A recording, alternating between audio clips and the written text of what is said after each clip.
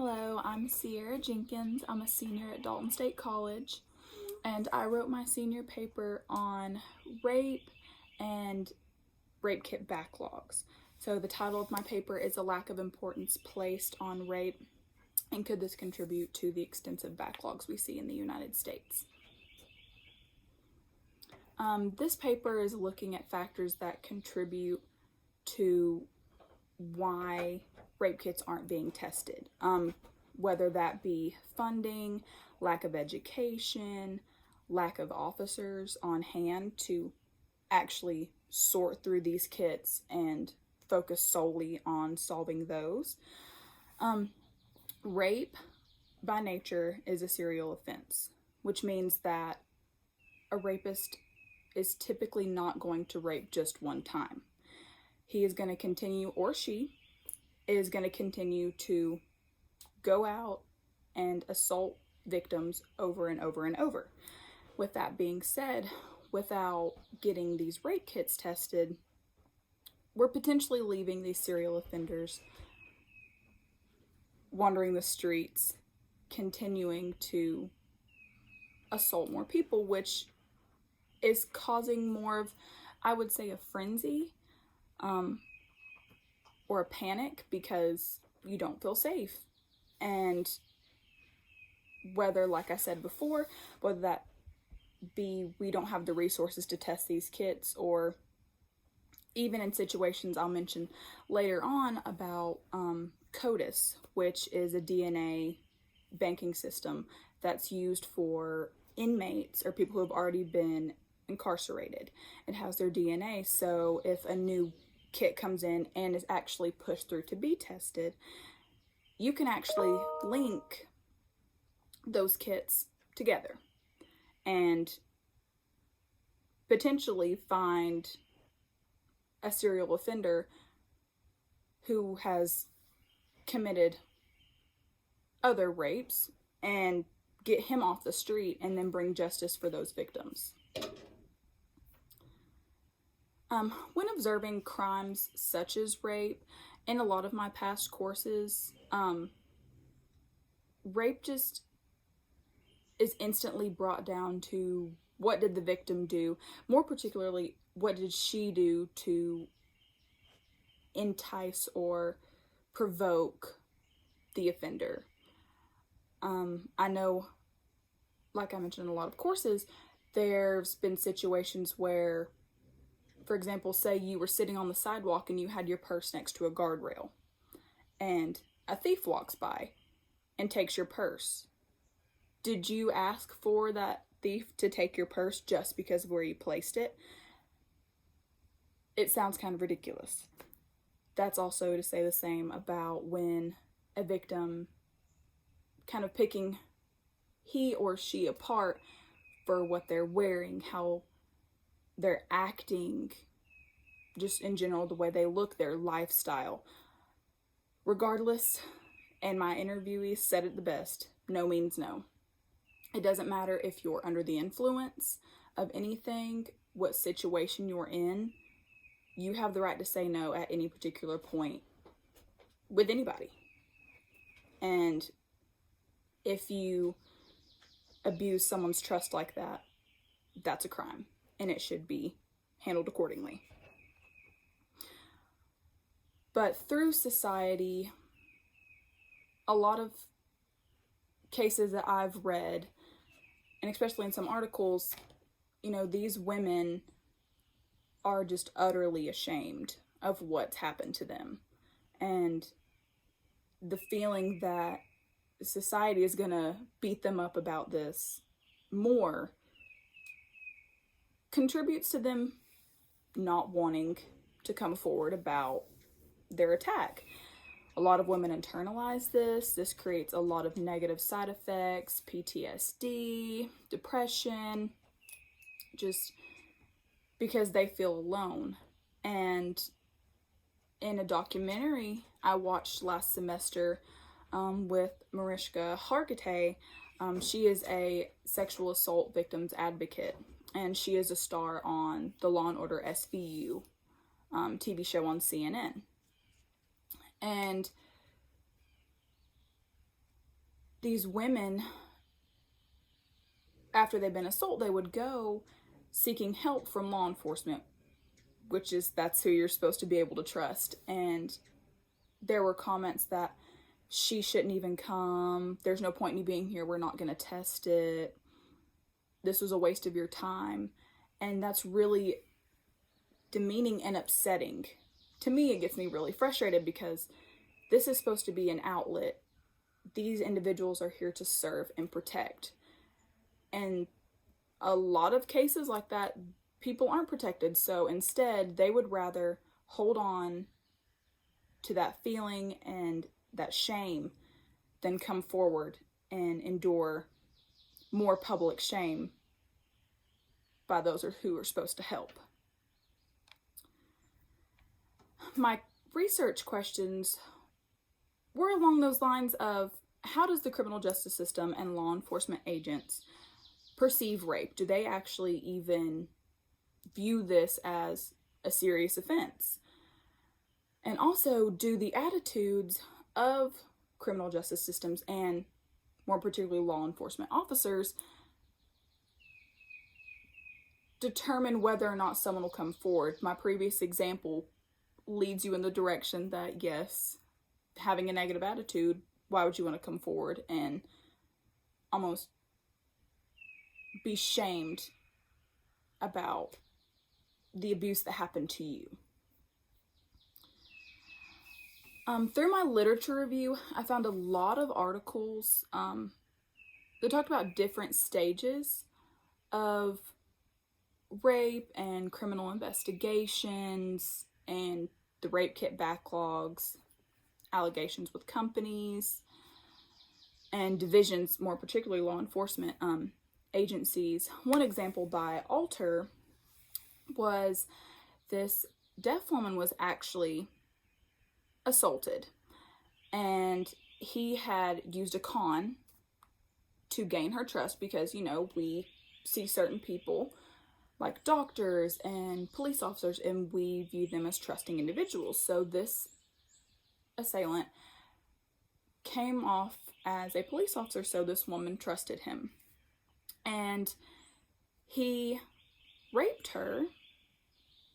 She felt so much shame and guilt that she didn't want to come forward about it because she felt embarrassed that someone would abuse her trust like that, especially someone pretending to be a law enforcement officer.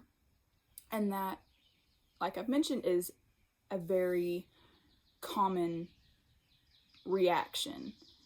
And my interviewees actually said the same, because I was under the impression that it was more society pushing victim blaming, and shaming them about their offense, when in reality, a lot of times it's the victim who internalizes this and beats themselves up about it.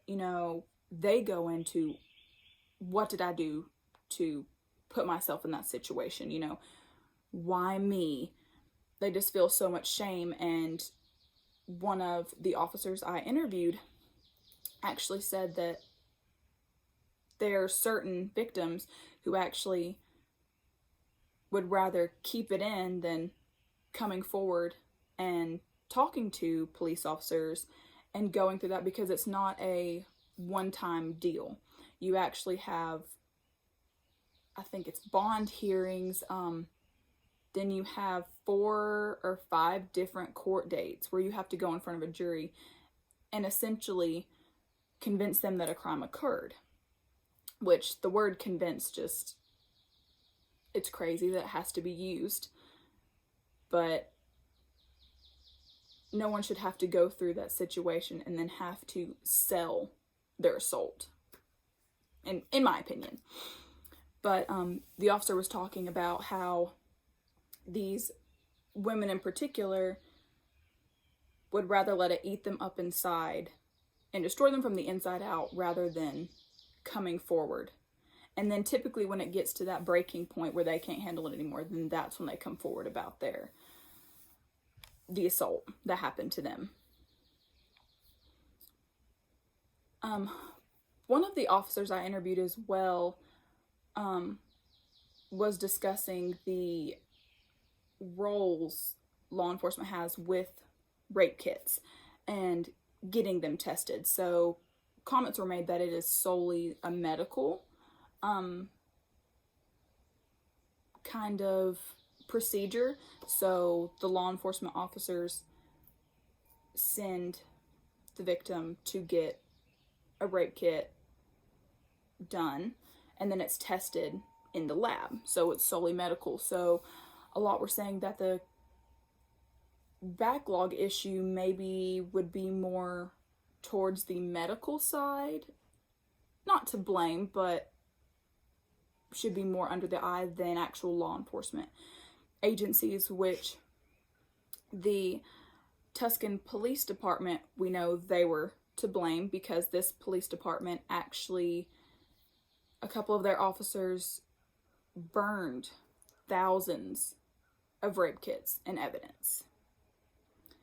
And whether it just, I couldn't even understand why they would, where their mindset would be to ruin people's lives like that. But the individuals that I spoke to were saying that they don't understand why you wouldn't test a rape kit because, quote, the exact words were Nazi testers. So as soon as they get one in, they go ahead and take it to the lab. So there was kind of a confusion with those officers in particular because they couldn't wrap their head around why you wouldn't do your job essentially and take those steps to go get it tested. And like mentioned before about the system CODIS, in the United States, CODIS is a banking system that houses the DNA from current and past and potentially future inmates. Keeps them in this bank. So when you have new sexual assault cases coming up, if you're able to, you can match those if you have enough DNA, which it's really hard to come by DNA. That's probably one of the hardest pieces of evidence, and it's the most I don't want to say rewarding, but when you find a good piece of evidence, then it makes your investigative process go a lot faster. And so by having systems like CODIS, it helps a little bit more, but they're not always beneficial because not everyone is in those banks. So, and in the United States, it's actually not even a requirement for officers to have to use CODIS. Whereas in Canada, it's a requirement. They have specific officers that they've hired who run the CODIS systems. So implementing more officers to be in charge of something specifically like that would be more beneficial for putting more rape kits through and potentially trying to match some up. In one of the cases, there were two men who had been serial rapists, and when their information was put through CODIS, they were actually connected to 44 sexual assault cases. So there are two serial offenders off if the initiative would be taken to get these kits tested in a timely manner rather than storing them in storage buildings or leaving them on shelves to let nature and elements damage those, because you can't go back and gather that evidence. It's corrupt and you can't use it anymore, which means there's victims out there who will never get closure and never get justice for the crimes. On top of that, even worse, those offenders are still out, able to do what they're doing now and not get caught. When I conducted my interviews, I wanted to know what their perceptions of rape were. And like I said, the best way to say it is no means no. And that was pretty much across all boards for the interviewees, was you have the right to say no at any particular point, and that should be the end of it. There should be no second guessing because you were drinking or you were out partying or you were out doing something like that. You have the right to say no. But then a good point was also brought to light by one of the officers, was that if you were living a quote unquote hazardous lifestyle and you were under the influence, we know you're not able to give consent, but it still kind of leaves that gray line of what actually happened here, because since you were under the influence, there's more hurdles to jump over in order to find the truth. And I was really, from conducting my interviews, it was a very eye-opening experience because, like I mentioned before, I was under the impression that rape wasn't viewed as serious and that there was a significant lack of importance placed on these victims, and that's why kits were being tested. I knew that other alleviating factors had, played a part in it, but those were my base understandings of rape, which infuriated me. But after talking to my law enforcement professionals, that wasn't necessarily the case at all. I mean, they felt strongly about the severity of this crime, how heinous it was. It was even put up there right behind murder, if not equal to murder.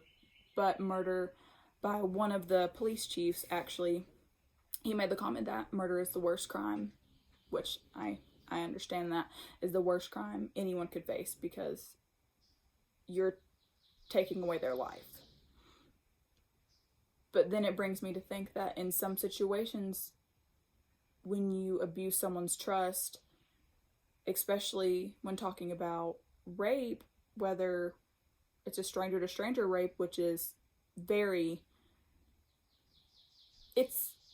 it's the least likely scenario to happen, whereas acquaintance rape, which is someone you know, is more likely to occur.